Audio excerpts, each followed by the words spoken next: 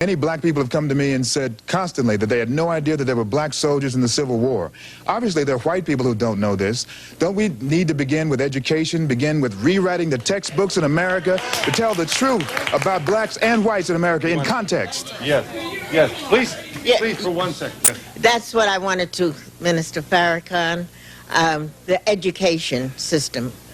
Our children right now are being miseducated. What can we do so that we can inform our children, educate our children? And it's sad because white folks don't know anything about black history. And they have done that purposely.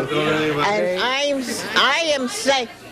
am saying that in May, I go down to Beaufort, and when you're in South Carolina, the whole history of black Africans is there.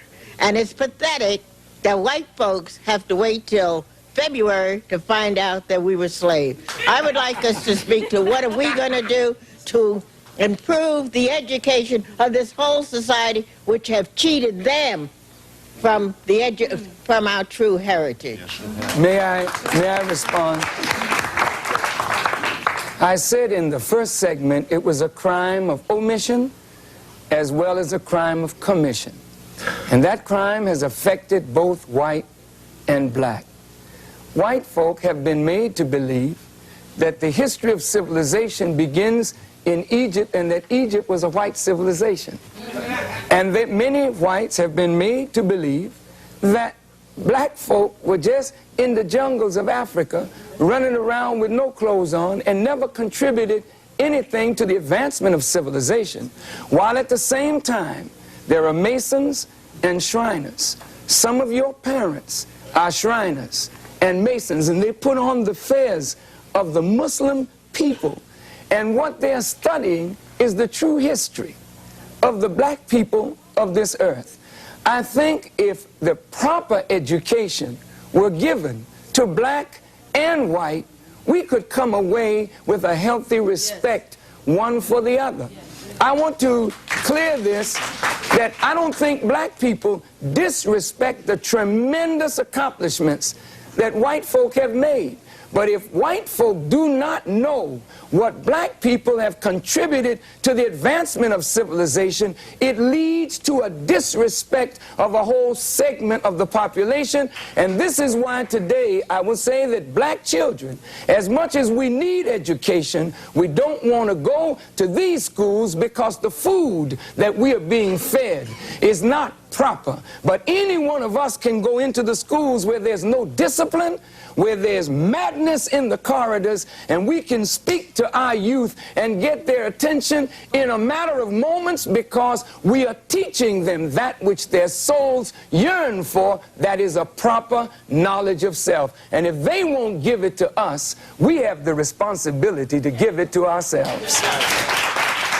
Mr. Farrakhan, I have actually two questions. One, the direction that you're pursuing seems to be a complete reversal from the direction that Martin Luther King was going into, which is total integration. You seem to be wanting to pull your people apart into a more segregated but equal situation.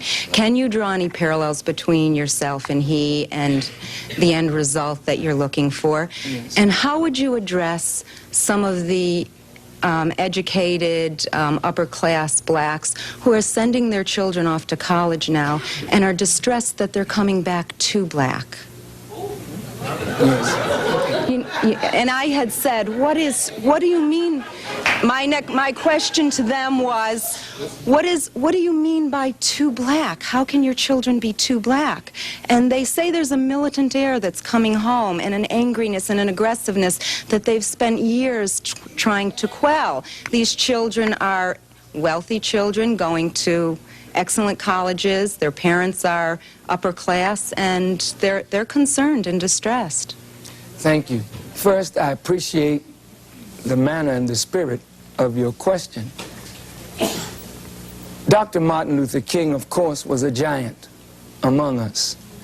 Dr. Martin Luther King was a humanist as well as a deep religious thinker who hoped and believed and worked for the coming together of people. I don't think that Dr. King was in error to work what his heart commanded him to do. But while Dr. King was doing that, would you believe that the United States government, under the counterintelligence program of J. Edgar Hoover, was plotting all the while against Dr. King to discredit him, to keep him from getting the Nobel Peace Prize? When he went to meet with the Pope, the FBI tried to interfere with Dr. King's meeting with the Pope, thinking that if the Pope met with Dr. King, it would give him too much credibility. Dr. King, in 1968, lost his life because he felt that poverty in America was so pervasive, not only among blacks, but whites. And even though Lyndon Baines Johnson was the one that was the architect of the war on poverty and commissioned the Kerner Commission, Mr. Johnson became so obsessed with winning the war in Vietnam, he took money away from dealing with the problems of America, sending that money into Vietnam in a cause that America lost.